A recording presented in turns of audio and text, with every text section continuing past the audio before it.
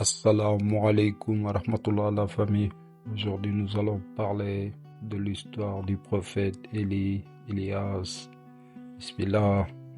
Quand Elias parut, les hommes étaient tous idolâtres. Ils avaient une grande idole nommée Baal. Il est dit dans le Coran: invoquerez-vous Baal et abandonnerez-vous le meilleur des créatures.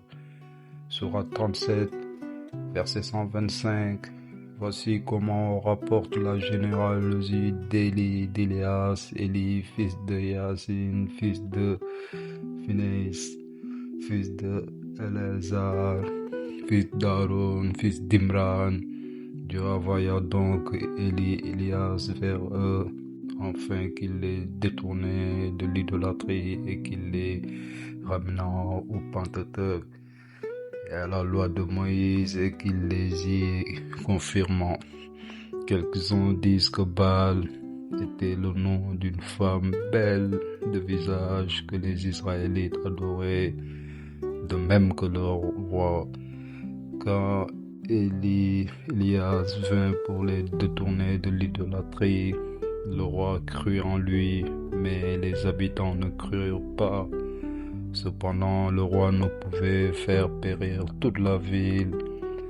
Alors il fit d'Élie son vizir et le traita avec bonté, et tous les deux, le roi et Elias, adoraient Dieu, tandis que les autres habitants adoraient Baal. Dans la suite, le roi devient apostat et retourna à l'idolâtrie. Elias se sépara de lui et adressa sa prière à Dieu. Dieu lui dit: ô Elias, j'ai soumis le ciel à tes ordres. Ordonne-lui ce que tu voudras.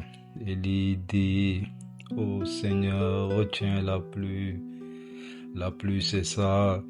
Une famine survint. Les hommes cherchèrent Elias pour le tuer, disant: il a amené la famine. Cette famine dura pendant 3 ans, et beaucoup d'hommes, de bêtes, d'oiseaux moururent de faim. Personne n'eut de pain, excepté Elias, de telle sorte que quand on sentait en quelques endroits l'odeur du pain, on disait: Elias a passé par ici hier. Un jour, Elias vint dans la maison d'une vieille femme qui avait un fils nommé Eliasa, fils d'Artoub.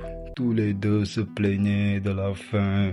Élie leur donnant du pain. On dit aussi qu'Eliasa était paralytique. Sa mère le plaçait en un endroit et cachait son état. Élie pria et Dieu le guérit. Lorsque Eliasa fut guéri, il crut à Elias et resta avec lui et ne le quitta plus. Quand la famine eut duré pendant 3 ans, Elias quitta l'endroit où il se trouvait, accompagné d'Élisée, Eliasa. Ils allèrent trouver le roi, et Elias lui dit: il y a 3 ans que vous êtes dans la misère, et celui que vous adorez ne peut pas vous porter de secours. S'il le peut, demandez-lui qu'il vous délivre de votre peine, mais s'il ne le peut pas, je demanderai à mon Dieu qu'il vous en délivre, à la condition que vous l'adorez. Ils consentirent. Elias leur dit de transporter leur idole en dehors de la ville, mais malgré leurs invocations, ils ne furent pas exaucés. Alors Elias pria, et aussi il commença à pleuvoir, et le blé et l'herbe sortirent de la terre. Après un certain temps, ils devinrent de nouveau infidèles. Elias pria, et Dieu lui envoya une vision en disant: ô Elias, tu m'as tué tant de bêtes, de bêtes féroces et d'oiseaux. Elias dit au Seigneur, de même tu les as fait périr sur ma prière. De même sur ma prière, accorde-leur le salut. Ensuite, lorsqu'il eut renoncé de nouveau au culte de Dieu, Elias, détournant de son cœur, sortit de la ville avec Élisée, Aliasa, et dit, ô Seigneur, enlèvement au milieu d'eux. Dieu l'enleva et lui accorda de vivre jusqu'au jour où Israël sonnera la trompette du jugement, et lui donnant le paradis pour demeure. Elias institua son successeur, Élisée, Aliasa, le fils de la vieille femme, et Dieu le fit prophète. C'était l'histoire d'Elias.